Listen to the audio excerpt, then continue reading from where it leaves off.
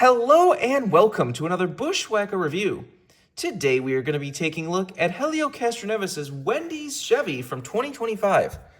So let's take a look at the box. This has the generic 2025 box, NASCAR Cup Series, Lionel Racing. Got to render the car right there, Helio Castroneves, Trackhouse, standard finish. Base total 504 of these things. I am shocked this just has the base MOQ number. Would have thought this would be really popular, but I don't know. Just probably more the NASCAR fans that don't want somebody from another series coming in, because there's a group of people that just hate that, even though it's really cool, but whatever. Here's your copyright and such on the bottom of the box.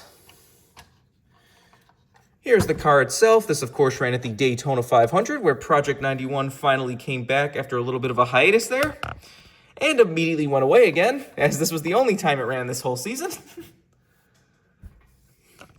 He still says it's not dead. Justin Mark said it's still coming back at some point, but it's just really funny that we finally got Project 91 back and then it kind of died again. I'm pretty sure all the stuff behind this basically went to the Connor Zilic Red Bull Cup experience in the 87. So that's probably why we never got the 91 again, but it's just so funny that we finally got it back again. It was really cool to get, an IndyCar legend, and he did the Daytona 500. Most times when we get cars like this, it would just be like, oh, here's a Formula One guy doing a road course race. But the fact that he wanted to do the Daytona 500, and the fact this finally happened after a couple years, because if you remember back when he won SRX, he said that the head of SRX or whatever was going to help him get a Daytona 500 ride, and then it didn't happen for a couple years, but it eventually happened where you got a Daytona 500 ride. And definitely cool to see a really nice Wendy's paint scheme. Because Wendy's was getting weird there for a second, because it was they were on the cars last year for Trackhouse, and then, colleague through SVG. And then this year, when they first put up the renders for the cars at the beginning of the season, the couple primaries they put up, Wendy's was gone. Everyone's like, oh, I hope Wendy's didn't leave. And then they didn't. When it got to the Clash, those two Clash Trackhouse paint schemes, guess what? Wendy's is sitting there. So did something was it a last minute addition? Were they going to leave and Trackhouse got them to come back? I don't know. It is also funny that they haven't actually sponsored SVG at all this year. You have this car in front of you, Helio. They sponsored Suarez once, I believe it was Talladega, and then they've sponsored Chastain twice. And both Suarez and Chastain have both had the same Frosty car with a bunch of different flavor Frosty swirls all over. They did offer both of those. We still don't know if they're getting made or not. They've been up for a while, but I don't know. They don't have numbers or anything yet, so we don't know if they met MOQ. I hope they both get made because they make a cool set, but hopefully at least Chastain's gets made, because Suarez might be hard, because if that's not getting made on its own, I don't think Trackhouse is going to save a car that's probably not going to be out till after the season after he's gone. But they'll probably just focus on the Chastain. But hopefully at least one of them gets made. If they both get canceled, I'm going to lose it. Although it doesn't seem to matter how much time passes now, because they just did cancel Joey Logano's Pennzoil Platinum car. And everything but the 164. We're at least getting 164, I guess. But they canceled that car that's been up since the middle of March. Now, at the end of August. Anyways, back to this 91 car. It's a very nice paint scheme. It's cool to get a bright blue Wendy's car like this.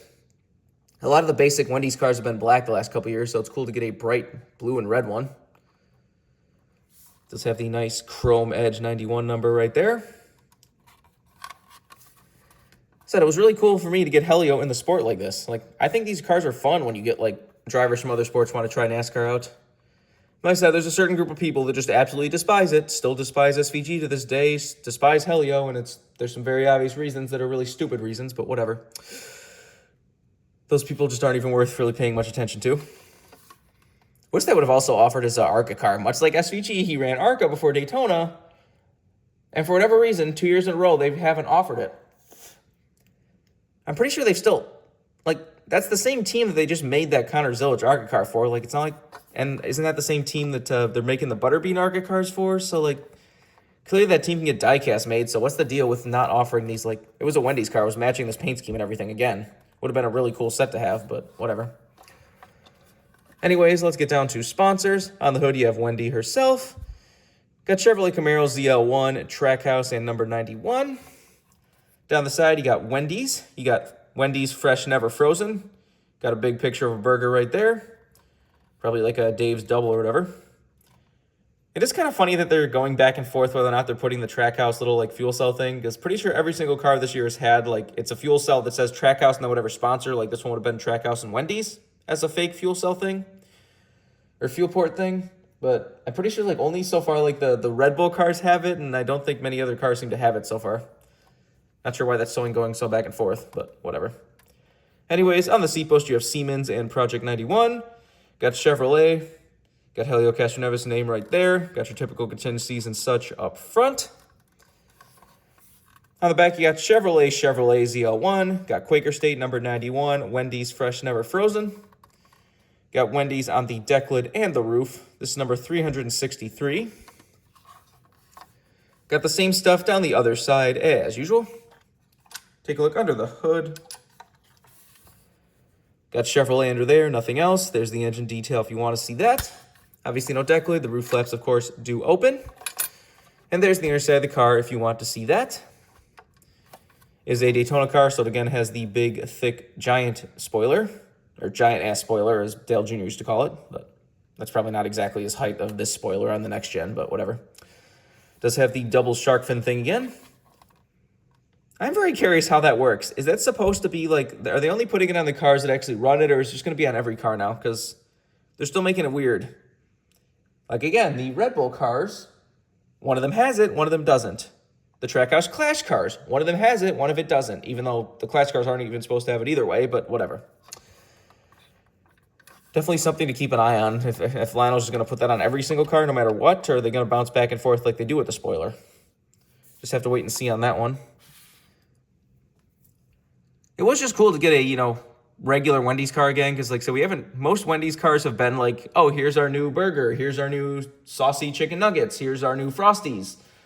Like, we don't get many just basic generic Wendy primary cars like this. So it happens occasionally, Noah Gregson ran one a couple years ago. Noah Gregson's run 2 normal Wendy's cars. I know one of them was even a biggie bag, so that's not really even just a plain Wendy's car, but I guess this is the Dave's double or whatever, so you could say that's not plain either. I don't know, but curious to see if Wendy's pops in for any other races the rest of the season. So last year they did pop in at the end of the year for SVG with Martinsville and Vegas, but they only offered one of those two, and the one they did offer fully DNP'd, so we didn't even get it. So that was definitely a shame, but like I said, I'm really hoping at this point that we at least get one of those Frosty cars. I want both, but I hope we at least get one, but who knows.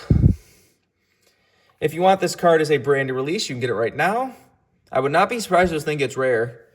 Having just the base MOQ number and having a very popular international driver like this, some of the core NASCAR fans that just hate this, that they don't matter anyways, they're not going to buy it, but there's going to be a lot of people outside of NASCAR that want the diecast to go with all their, Helio IndyCar collection. So having a low number, this could definitely get rare.